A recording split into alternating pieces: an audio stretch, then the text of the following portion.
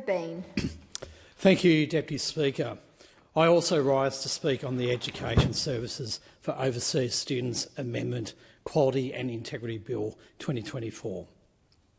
Deputy Speaker, the Australian Government is committed to lifting quality and ensuring the integrity of our international education sector. This legislation continues this critical work. Australia is known globally for its high-quality tertiary education, with well-respected institutions conducting vital research and offering students opportunities and experiences that they cannot get in their home country. Deputy Speaker, you don't have to look far from this building to see evidence of this. Across the lake, Australia's National University continues to provide world-class education and world-leading research. Further west, the University of Canberra punches above its weight in global rankings despite its relative youth as an institution. And the Australian Catholic University and the incoming University of New South Wales Reid campus will provide students with plenty of opportunities to study what they want and to gain the skills they need to succeed. And, Deputy Speaker, down the road in my electorate of Bean, the new CIT campus in Woden will offer a variety of courses and encourage more students to consider vocational education as an equal to university, not an alternative. An EV Centre of Excellence has been established in Fyshwick as well. It's easy to see why over 15,000 international students from more than 100 countries come here to study, and that's just in the ACT.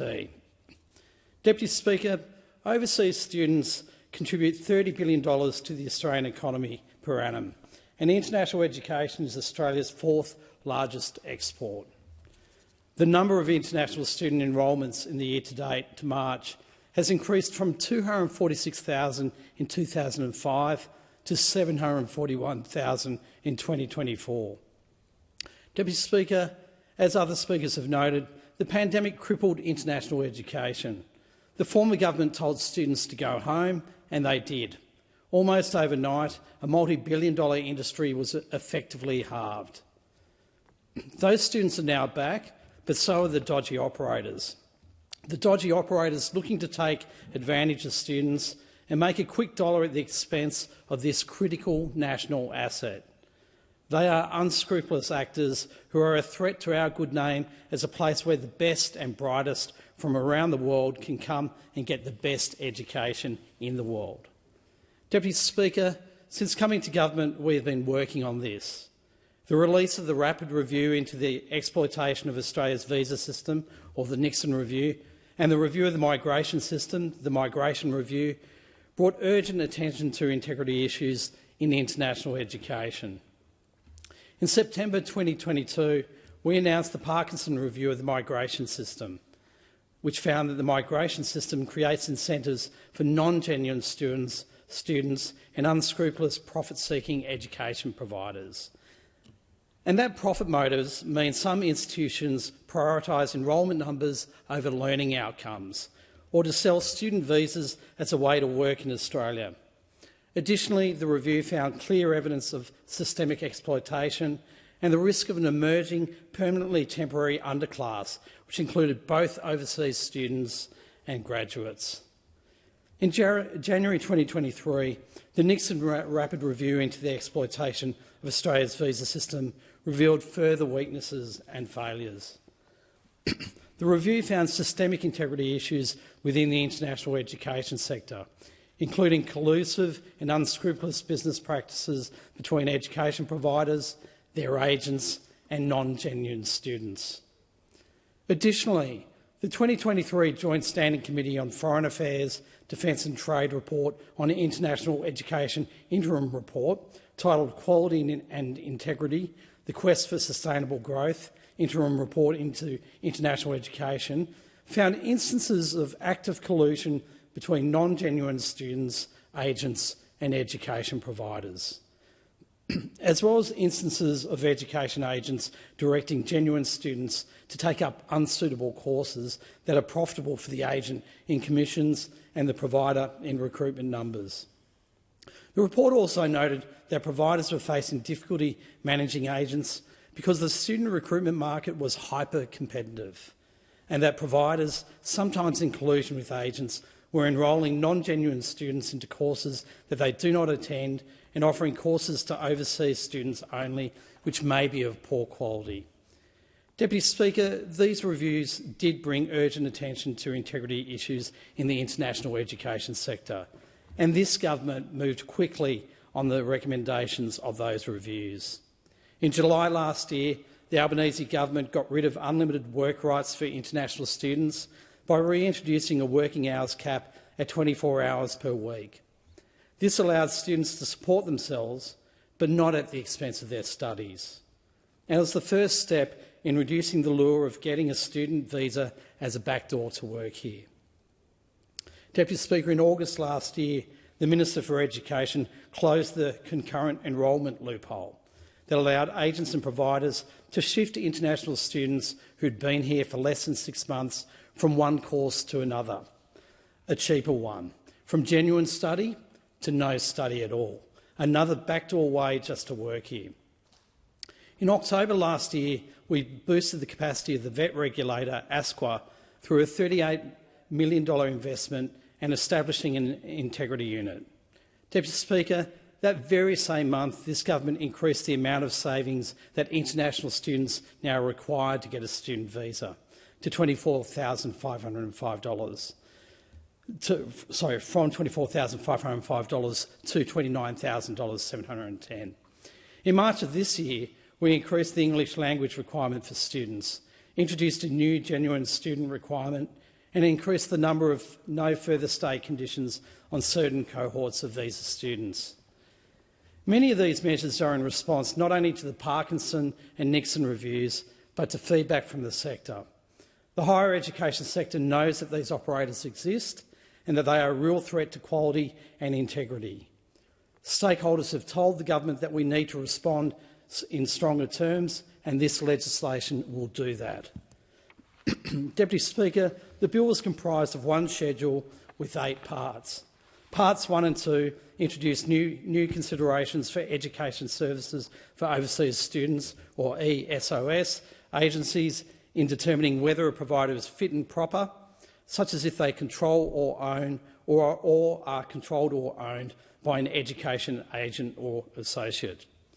The provisions in Part 1 will also require providers to give information about education agent commissions upon request from the Secretary of the Department of Education, who in turn will have the power to give information to providers on student transfers by and commissions made to specific education agents. Part 3 will provide the Minister for Education with the power to determine via legislative instruments how initial applications for the registration of providers and for registration of courses by registered providers are to be managed by ESOS agencies. It also allows the Minister to pause the registration of new providers and new courses by registered providers. Part 4 will require providers to deliver one or more courses exclusively to domestic students for 2 consecutive years to be eligible to apply for registration under the ESOS Act. Providers that are listed in Table A of the Higher Education Support Act 2003 and providers that are seeking registration as standalone English language intensive courses for overseas students or standalone foundation program providers will be exempt from the new registration requirement. Part 5 will enable the automatic cancellation of a provider's registration under the ESOS Act where a course is not being delivered to overseas students in a period of 12 consecutive months.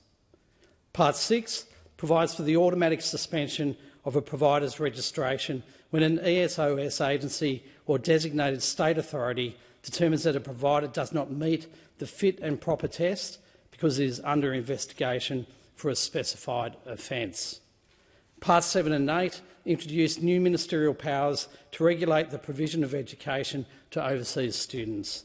They include allowing the Minister, via legislative instrument and with the agreement of the Minister responsible for vocational education and training to 1. Limit the enrolments of overseas students by provider, course or location over a year, and 2. Automatically suspend and cancel specified courses on the basis of systemic issues, their value to Australia's skills and training needs and priorities, or if it's in the public interest. Deputy Speaker, this legislation is about restoring quality and integrity to the education services that overseas students come to Australia for, and will support management of the sector for sustainable growth over time. The bill will support this by empowering the Minister to determine limits on overseas student enrolments at a class or classes of registered providers for 1 or more years, or on overseas student enrolments in individual courses or classes of courses at the provider. In addition, the bill also allows the Minister to give separate notice to individual providers to enable unique enrolment limits. The limit can be expressed as a specific number or worked out in accordance with a specified method. Deputy Speaker, the Minister has the flexibility to exclude courses or providers from limits. The bill also enables the automatic suspension and cancellation of courses that the Minister is satisfied have systemic quality issues in relation to the standard of delivery, have a limited value to Australia's critical skill needs, or where it's in the public interest to do so. Following consultation, the final International Education and Skills Strategic Framework will outline government's approach to implementing these limits. Deputy Speaker, we cannot proudly promote our education sector to the world if it's undermined by poor integrity and poor quality. We cannot have students coming to Australia and being ripped off, and we cannot have operators in the shadows whose business model is based on providing low-quality courses at Sandstone University prices, trying to profit off the name brand recognition of this high-quality sector. Deputy Speaker, we are a government focused on welcoming the world's students to share in and experience the Australian quality of education that is internationally recognised. But it must be sustainable. It must be sustainable so that only education providers that are committed to investing the time and resources to provide students with a genuine education are not undermined by scammers trying to get rich quick and take advantage of vulnerable students coming to Australia under the banner of providing an Australian education. Deputy Speaker, under this Albanese Labor government and the work of this Minister for Education, we are restoring quality and integrity while ensuring that an Australian tertiary education remains synonymous with high quality and good value and continues to be one of our nation's most valuable exports. Deputy Speaker, the important measures in this bill are the next steps in strengthening our international education sector, shutting out the dodgy operators, giving our providers long-term certainty, whether they're in the bush or in the city, and setting this national asset up for future success. I commend this bill to the House.